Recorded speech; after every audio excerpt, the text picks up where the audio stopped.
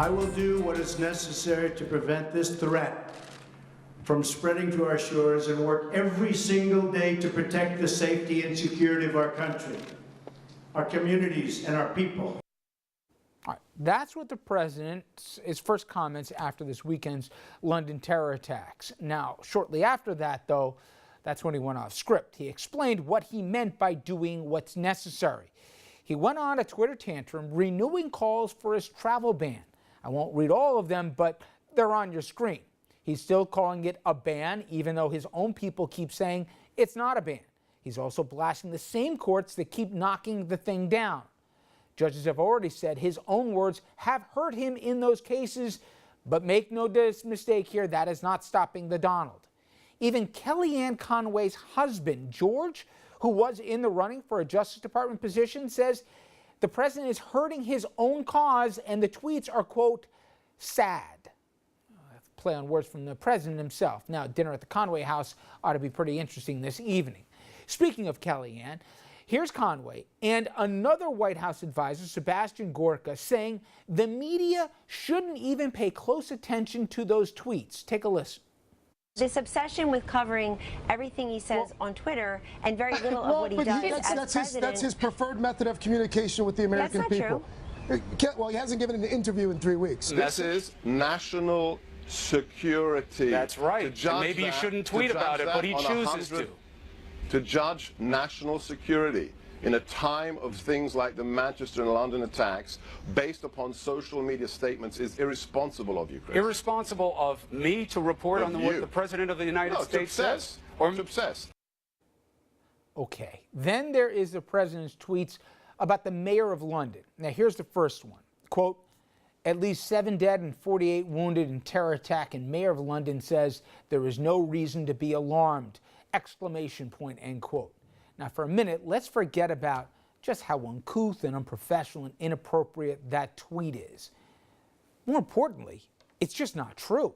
He is taking the mayor of London completely out of context. I want you to listen directly to what the mayor had to say. Quote, Londoners will see an increased police presence today and over the course of the next few days. No reason to be alarmed. Mayor Khan was telling people not to be alarmed by the increased police presence. He wasn't playing down the terror threat, which is at its highest level in London as we speak.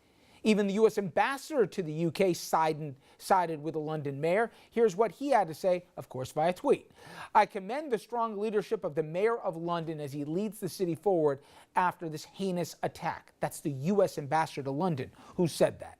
But the president was not done, far from it. He sent this tweet out this morning saying, quote, pathetic excuse by London Mayor Sadiq Khan, who had to think fast on his no reason to be alarmed statement. This means mainstream media is working hard to sell it. All right, I want to bring in our panel.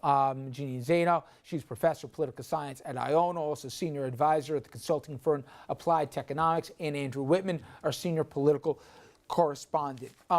I just want to start with, do you imagine if after 9/11, a British prime minister started making cracks about A, Mayor Giuliani, and B, started for his own political purposes talking about pending legislation, or at least a pending executive order he'd love to enact? Do you imagine what we in the world would say about that kind of a political opportunist? Except he's our president.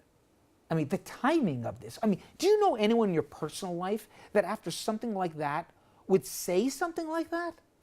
No, really, I don't know anyone who'd do that. No, not in my personal life.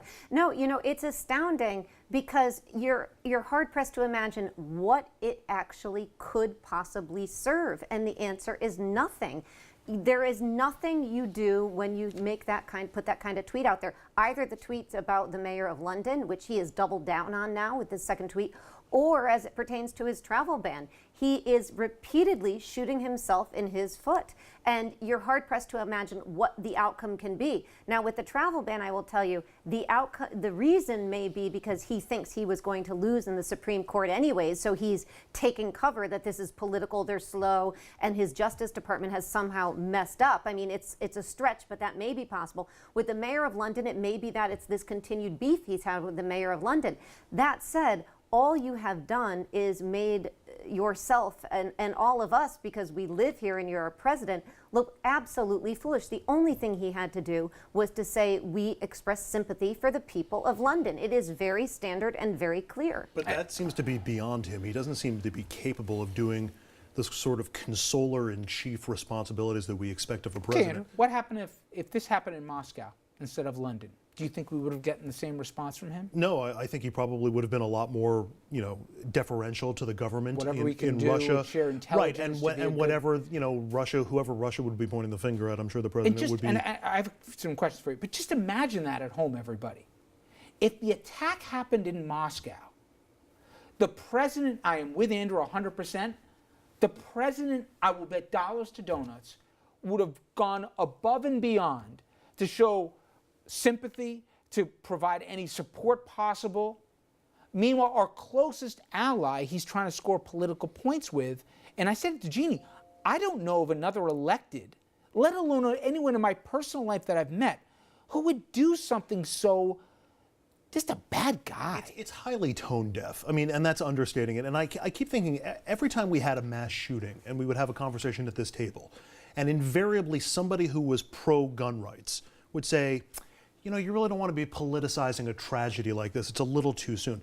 But that's all this president does. Don't forget, one of the other tweets that we didn't play or we didn't show everybody was basically saying, hey, notice there's no talk about knife control. I'm surprised we haven't had that debate because there were no guns used at this attack. One of his first reactions to this terror attack in London was to use it as leverage in the gun control debate here. And then to use it as leverage in the Muslim ban and to try to swing more of the voters that went to his side because of xenophobic I don't remotely tendencies. put it past it that the name of this mayor in London and his faith, I think there's a little bit of a dog whistle too. Okay? Muslims, Muslim mayor, and all the rest. Not the first guy named Khan that he's gone after in social media, despite the fact that everybody else in the world looks at him like, are you crazy and insensitive? I mean, it's the same last name as the Gold Star father from the Democratic Convention. President Trump didn't leave that guy alone either. But then we get, Jeanne, to the unbelievable, and sometimes I feel sympathy when Spicer's got to go out there and, he says, no, it's not a ban, and then they read his own boss's words, sometimes I think catching him flat-footed. But for the people to go out and say, you're obsessed with in taking this president literally. Let's just think what Kellyanne Conway. Kellyanne Conway is accusing the media of being obsessed that we're taking his words literally. Her husband is saying that the president's hurting himself by tweeting these things and his case before the courts as it relates to a travel ban, and he says sad directly in a mocking tone to how the president seemingly always ends his tweets.